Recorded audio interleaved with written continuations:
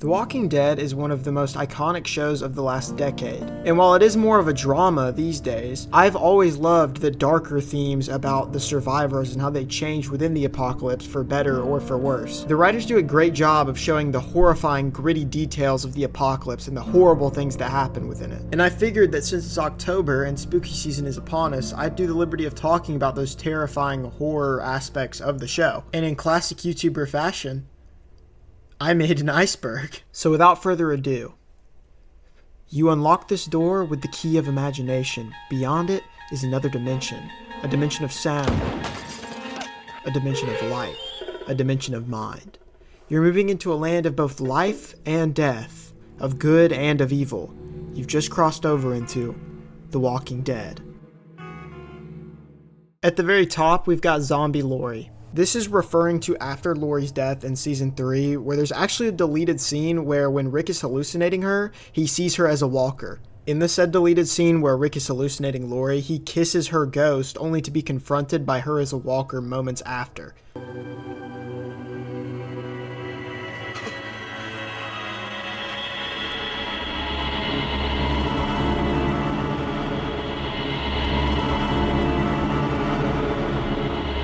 It's an extremely unsettling scene in The Walking Dead, and I'm really not sure why they deleted it because it's pretty cool. The final cut of the show, we only see her as more of an angel kind of figure in a white dress, and I think it's pretty cool seeing the contrast between what she would have been like in the afterlife compared to what she would have been like in the real world. Number 2, the Lone Walker theory. This is referring to when Rick and Shane are driving back to the farm after the shenanigans that went down with Randall, and we see that one singular walker in the field. The lone walker in the field symbolizes being lost forever, roaming around aimlessly for the rest of its existence. It's a direct resemblance to Shane. Shane will be forever lost and nothing can save him, and he will continue to just wander around without a purpose like the walker in the field, until his eventual insanity. I could go in depth on this entire theory in another video, and if you want to see that, give the video a like. All of their bodies are still there. Ever since I first watched The Walking Dead, I've always thought about the fact that everyone who dies in the earlier seasons, so like seasons 1 through 5, their body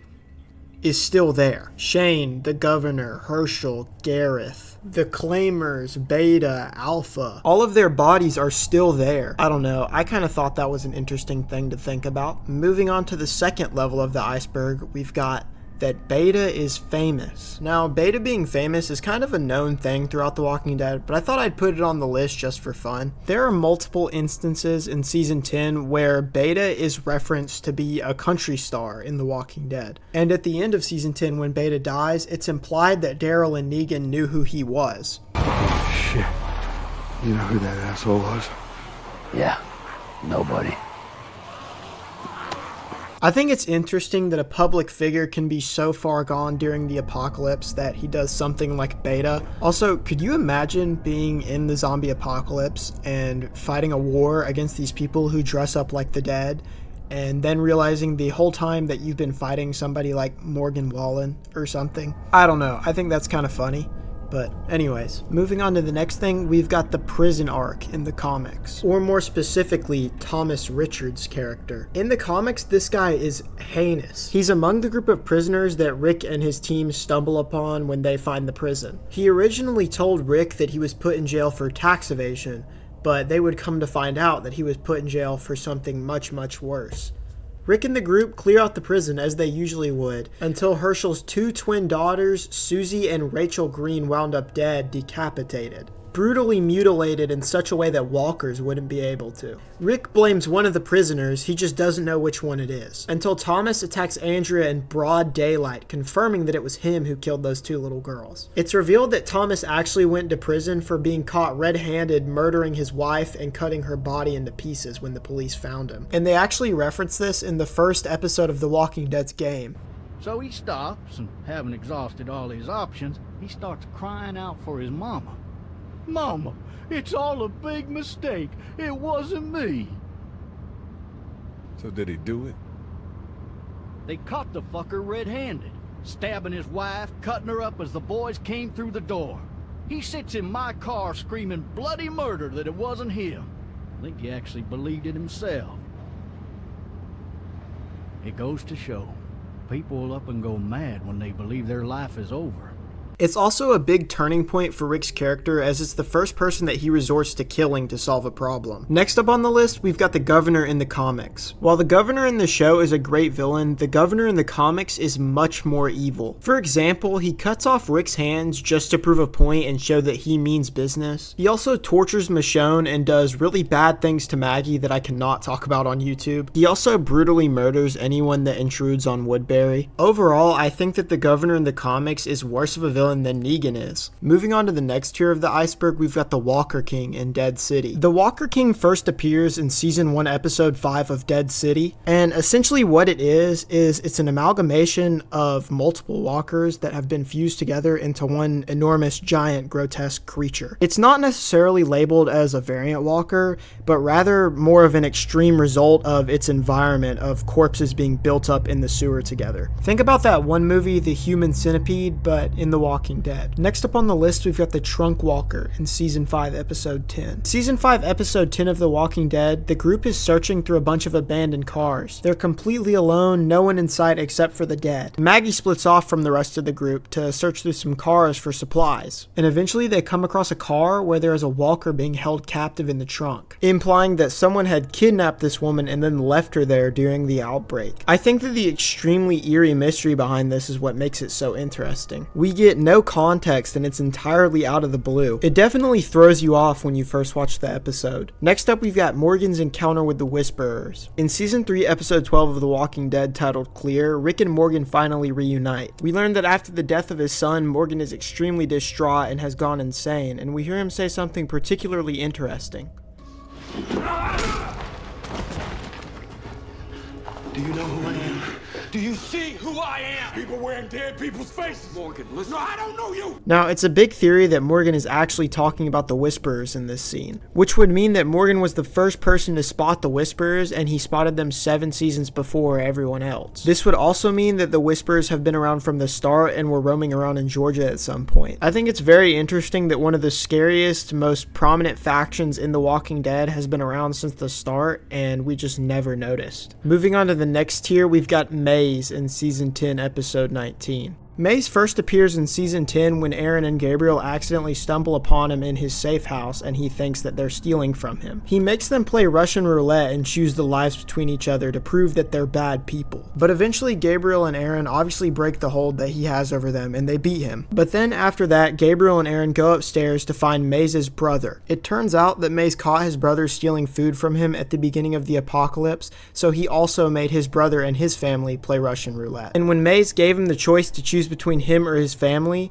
he shot and killed his wife and his niece. As punishment, Maze locked his brother in the attic of his stash house with his family's corpses. Gabriel and Aaron try to tell him that he can come back to Alexandria with them and that it's a safe space. But Maze's brother is sadly too far gone, and before they can finish talking to him, he commits suicide, shooting himself in the head. This is a horrible ending to such a disturbing story like this one. Next up on the list, we have Maggie's speech in season 11, episode 2. This is right after Maggie officially comes back to Hilltop after exploring with Herschel. And in this speech, she tells a story about some of the horrors she faced while she was out there. In the beginning, she talks about how she found this old man who needed to take groceries back to his kids, and she knew he was lying. So when she eventually gets to the old man's house, she pulls one over on him and uses the chloroform rag that he was going to use on her on him. And from here, I'll just show the rest of the clip, because what she talks about next is horrifying. And I went and searched the house.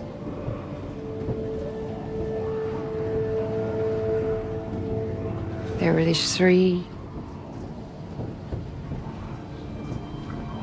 deformed, I wouldn't call them men.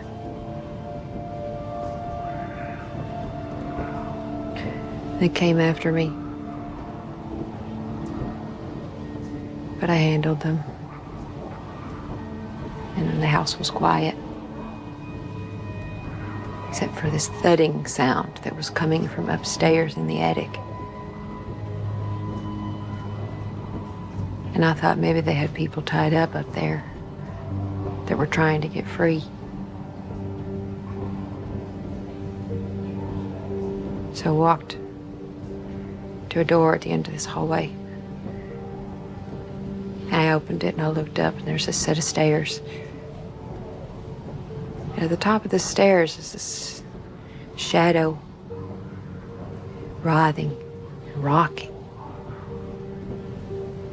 I thought it was an animal. And all of a sudden it fell down the stairs. It came right at my feet. It was a walker that used to be a woman.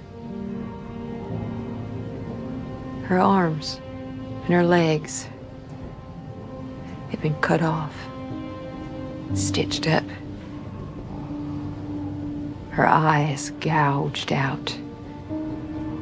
No tongue. And she was wheezing through an open, cauterized gash in her throat where her vocal cords had been ripped out. And her belly was round and full. And whatever was inside of there was trying to get out.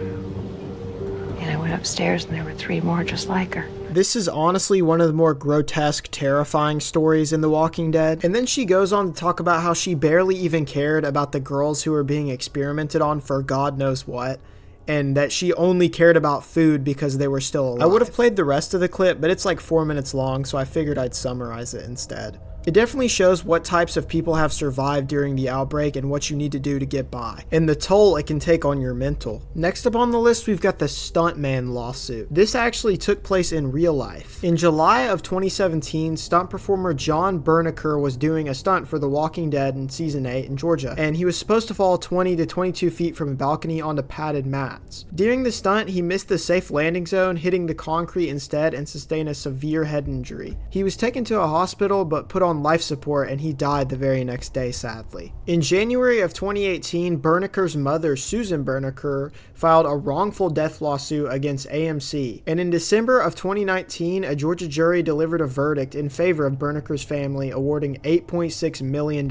in damages. This is still extremely horrible. Rest in peace, John Berniker. In the final tier of the iceberg, we've got the stuffed animals at Terminus. If you've watched The Walking Dead, then you definitely remember Terminus. But if you haven't, it's basically a place that masks itself as a safe sanctuary and is actually filled with a bunch of cannibals who lure people in to eat them. At one point in the episode, Carol is searching through Terminus for supplies or people to hunt down, and she comes across a large table filled with stuffed animals, implying that the people at Terminus also ate children to survive. It's a scary detail that a lot of people miss. Moving on to the pharmacy sink in Season 6, Episode 14. In The Walking Dead's episode Twice as Far, the pharmacy sink scene takes place during Denise's run with Daryl and Rosita. Denise, Daryl, and Rosita search a pharmacy for supplies, and eventually Denise finds a closed-off room from the rest of the building. And even after Daryl warns her not to go in the room, Denise goes in anyway. And to her disdain, she finds a half-decomposed walker in the corner and a shoe in a bloody sink. And not just any shoe, a child's shoe.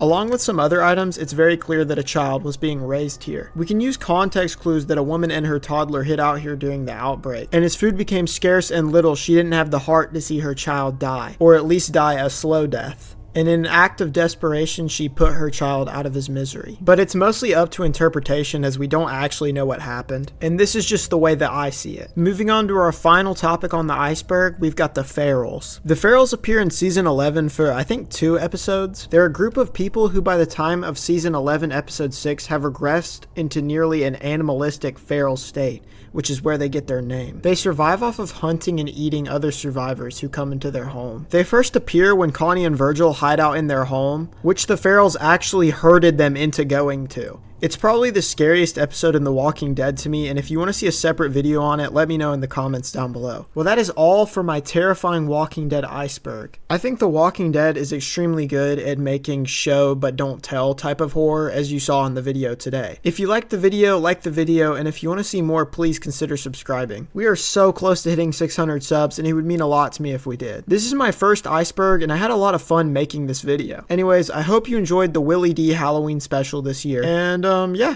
see ya.